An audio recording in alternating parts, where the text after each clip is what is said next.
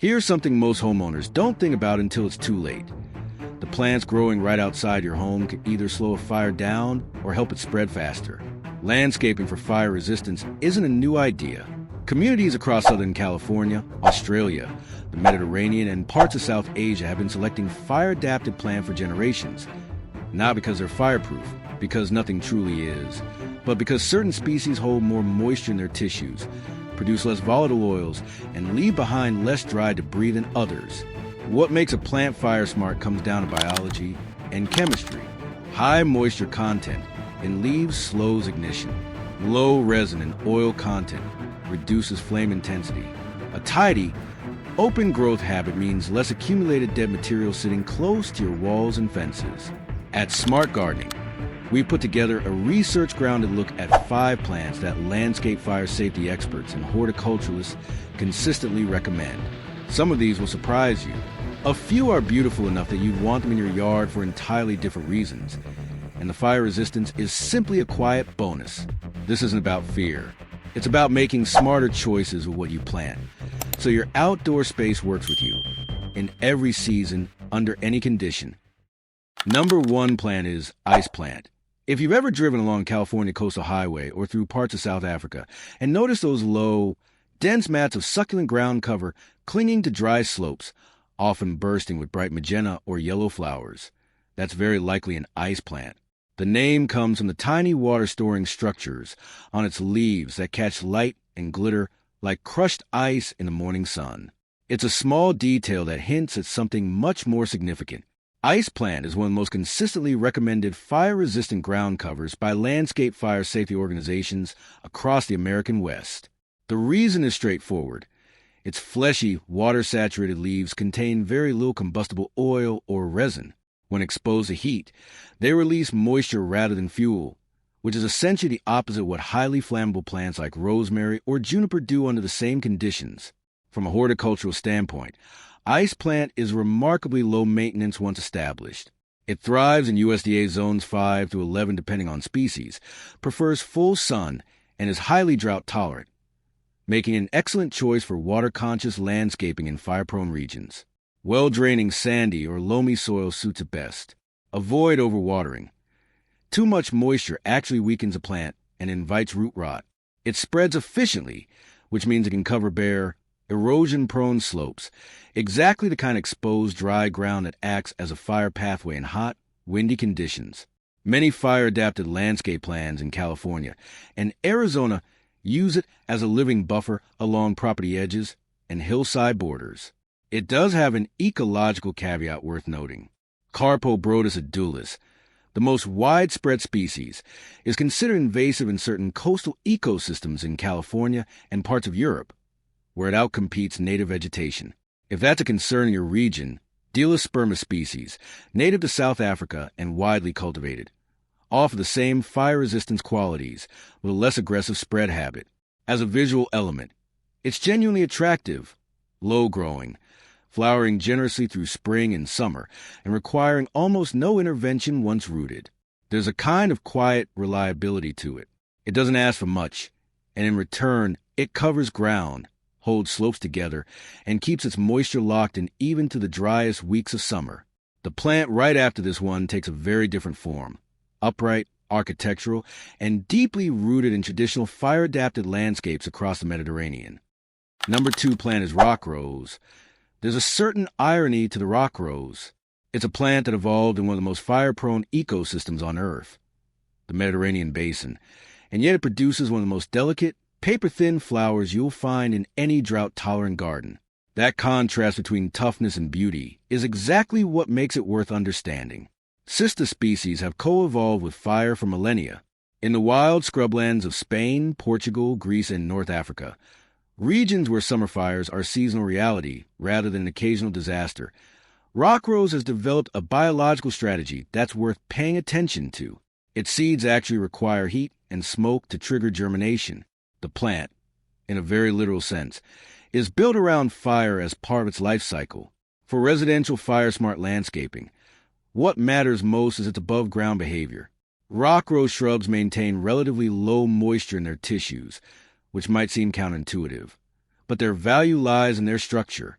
They grow into tidy open mounds, typically 2 to 5 feet tall, depending on species, with minimal dead material accumulating inside the canopy.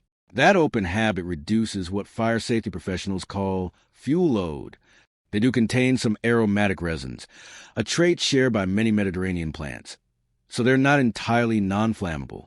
Honest fire-resistant landscaping guides will tell you no plant is completely fireproof. The advantage of Rockrose comes from strategic placement. Used as low border plantings away from structures rather than directly against walls, it contributes to a managed defensible space without dominating the landscape. Horticulturally, it's one of the least demanding shrubs you can grow in a hot, dry climate. Full sun is non-negotiable. Shade produces leggy, weak growth. It prefers poor, well-draining soil, and established plants need almost no supplemental watering in Mediterranean or similar climates. Overwatering in heavy clay soils are the fastest ways to lose a Rockrose. There are over 20 recognized Cistus species, and the variation between them is genuinely interesting. From pure white-flowered Cistus ladanifer to the softer pink Cistus purpureus. Most bloom heavily in late spring and early summer, and while each flower lasts only a single day, the plant produces them in such abundance that the display feels continuous for weeks. Number 3 plant is lavender. Lavender occupies an interesting position in the fire-resistant landscaping conversation, because at first glance, it seems like it shouldn't qualify. It's aromatic. It contains volatile oils. And yet, landscape fire safety researchers and extension horticulturalists across the American West and Southern Europe consistently include it in recommended plant lists. Understanding why requires looking a little more carefully at how it actually grows. The key is growth habit and moisture management. Lavender, when properly maintained and not allowed to become woody and overgrown, stays relatively low, open, and slow to ignite compared to shrubs with dense interior deadwood. The University of Nevada Cooperative Extension and similar institutions note that lavender pruned regularly, cut back by about a third after flowering, retains a cleaner, less fuel-dense form that behaves more safely in fire-prone landscapes than neglected specimens. That pruning detail matters more than most people realize. An old, unpruned lavender plant with years of accumulated woody growth at its base is a genuinely different fire risk than a well-maintained one. The plant itself hasn't changed, but its fuel load has. This is a useful reminder that fire-smart landscaping isn't just about what you plant. It's equally about how you maintain it. From a pure horticulture perspective, lavender is exceptionally well-suited to hot, dry, fire-prone climates. It demands full sun, at least 6 hours daily, and performs best in alkaline to neutral, very well-draining soil. Sandy or gravelly soil is ideal. In humid climates with heavy clay soil, lavender struggles with root rot and tends toward the kind of stressed, overgrown habit that makes it less fire-safe. There are practical sensory dimensions to growing lavender near a home that go beyond fire resistance. Research published in journals covering environmental psychology has explored lavender's effect on perceived stress, findings that are preliminary but interesting. More concretely, it's a reliable pollinator plant, drawing bees and beneficial insects consistently through its long bloom period from late spring into midsummer. Lavandula angustifolia, English lavender, tends to be the most compact and manageable species for residential use.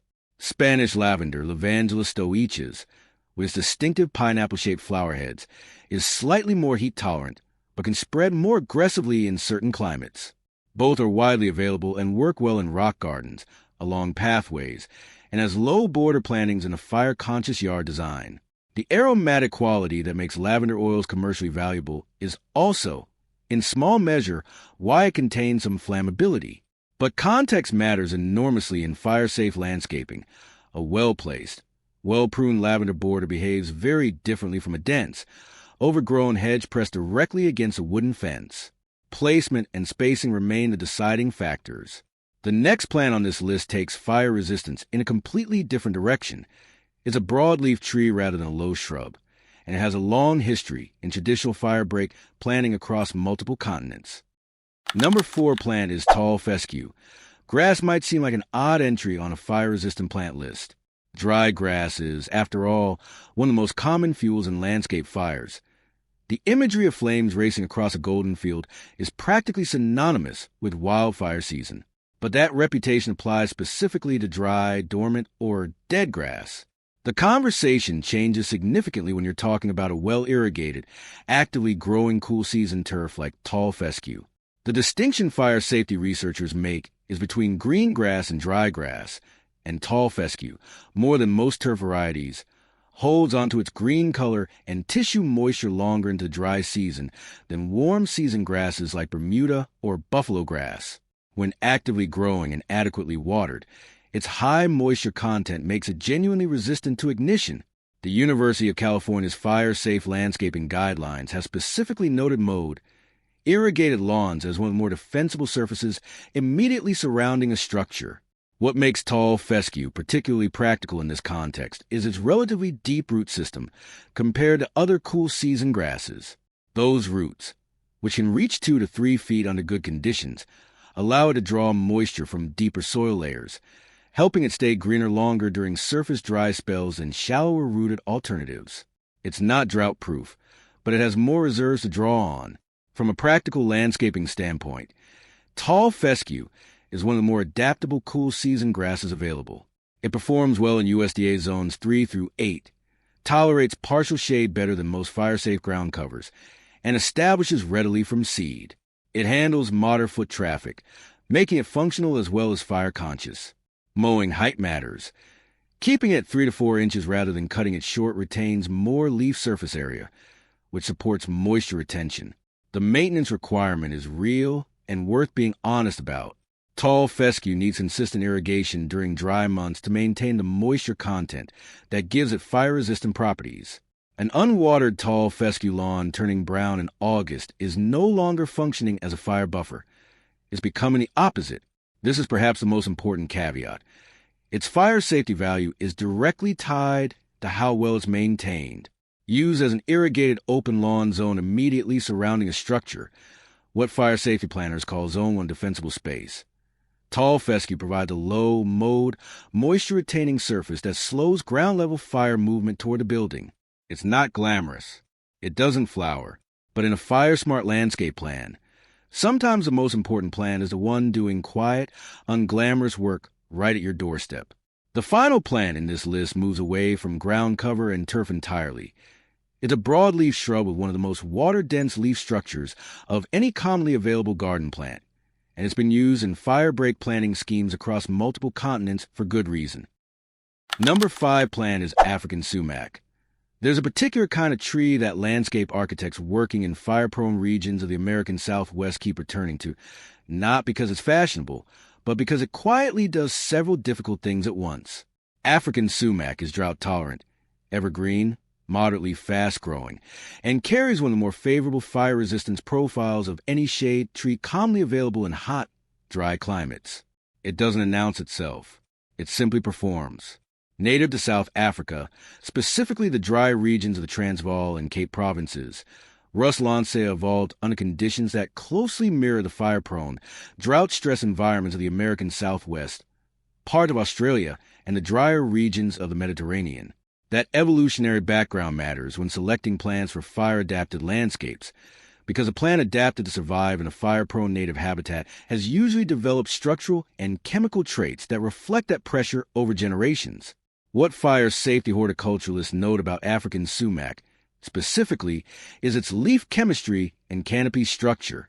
Its long, narrow leaves contain relatively low levels of volatile oils compared to other drought-tolerant evergreens, particularly when set against commonly planted alternatives like certain eucalyptus species or highly resinous conifers, which are among the most fire-dangerous trees a homeowner can place near a structure.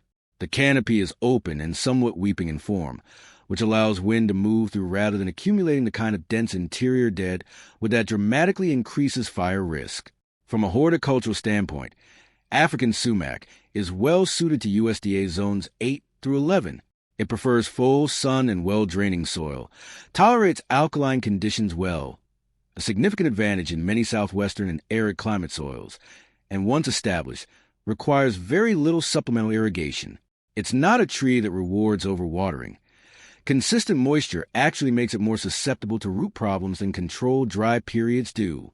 It grows to between 20 and 35 feet at maturity, making it genuinely useful as a shade tree, which has its own indirect fire safety benefit. Shaded ground beneath a tree canopy retains more moisture and supports less dry undergrowth than exposed, sun-baked soil. Thoughtfully placed shade trees in a fire-smart landscape plan contribute to moisture retention across the entire yard, not just in their immediate footprint. One practical consideration worth noting. African sumac produces small berry-like fruit that can stain paving surfaces and may cause mild skin irritation in sensitive individuals during pruning. These are minor management considerations rather than serious drawbacks, but they're worth knowing before planting one over a pale concrete driveway. Mature specimens also develop a genuinely attractive character over time, a slightly irregular, gently weeping silhouette that softens the hard lines of walls and fences in a way that more upright trees don't. In a fire-smart landscape, where plant selection is often driven purely by function, African sumac is one of the rare choices where practical and the aesthetic genuinely align. It also serves as a useful transition point for thinking about how fire-smart landscaping works as a whole system. Individual plant choices layer together, from low ground covers at the property edge to shade trees anchoring the inner zones, each one contributing something to the overall picture.